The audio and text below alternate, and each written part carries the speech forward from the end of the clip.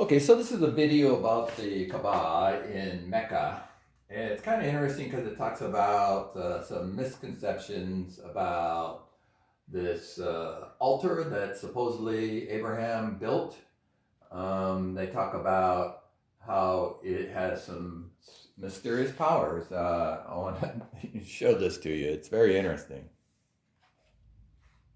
Before time began, there was the cube.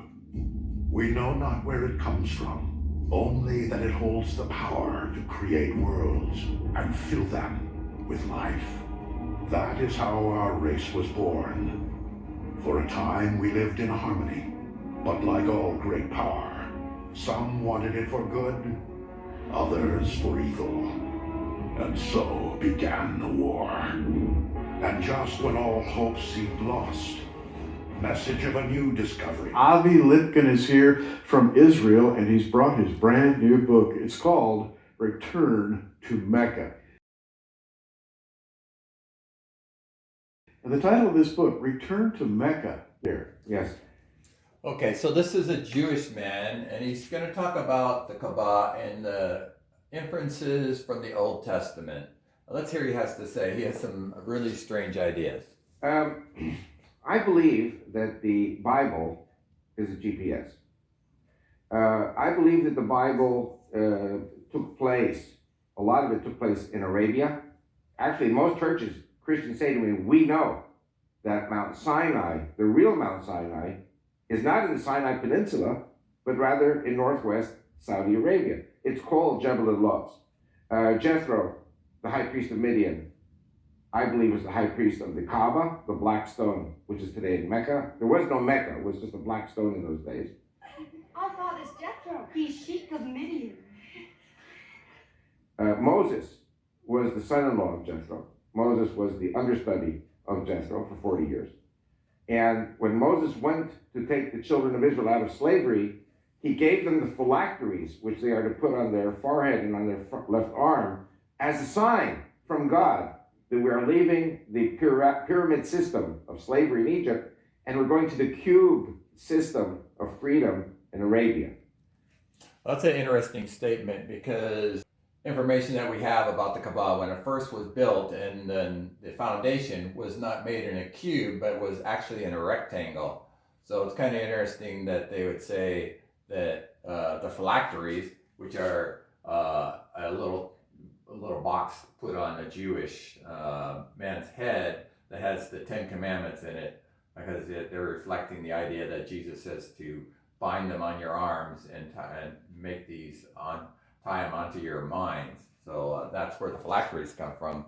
But to say that the little cube that holds the Ten Commandments is the cube of the Kaaba is really a stretch. And it must be remembered that there was no Judaism in those days, there was no Christianity, there was no Islam. All people, including the Israelite slaves, were pagan. And of course, the golden calf, basically the children of Israel reverted to the gods that they had known in Egypt when Moses delayed coming back. So the purpose of this book is to show where exactly we were, and that 38 years at least of the Exodus was in Arabia.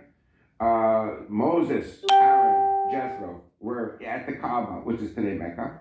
And when God says in Deuteronomy 11 that the borders of Israel will include the desert to the south, that desert is Arabia. Okay, I read that Deuteronomy 11, and it doesn't mention the desert. It actually mentions that they wandered in the desert. Why would they get the cursed land where they wandered? Midian was one of the brothers of Isaac. So you have Ishmael, son of Hagar, and then you have the children of Keturah. So Midian is one of the children of Keturah. And from Midian, you go down to the next generation, which is Reuel or Raguel. And one of the names of Jethro in the Bible is Reuel. So he was probably in the Middle East many times. So Moses, when he had to flee Egypt after he killed the taskmaster who was beating the Jewish slave, the Israelite slave, he knew where he was going. He knew the geography. He was almost Pharaoh. So he had to know the geography. So he took the Israelites through the desert to what is today Nueva, on the eastern shore of the Red Sea of Sinai. That is where they crossed. But there is tons of archaeological proof in the Arabian Peninsula, the New Testament as well. So my question, and I'll ask it for everybody who's watching, why in the world would you put on, strap a little wooden box with scriptures from Deuteronomy on the inside and attach that to your left arm and to your forehead? Why would you do that, and why would it be cube shaped? Perfectly cube shaped. And so the contention in my book is that when Moses came to Pharaoh, and remember, Pharaoh's God.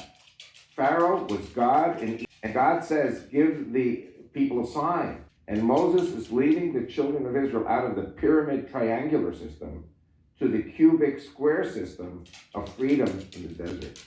And again, Moses says to Pharaoh, let my people go so that they may circle me in the desert.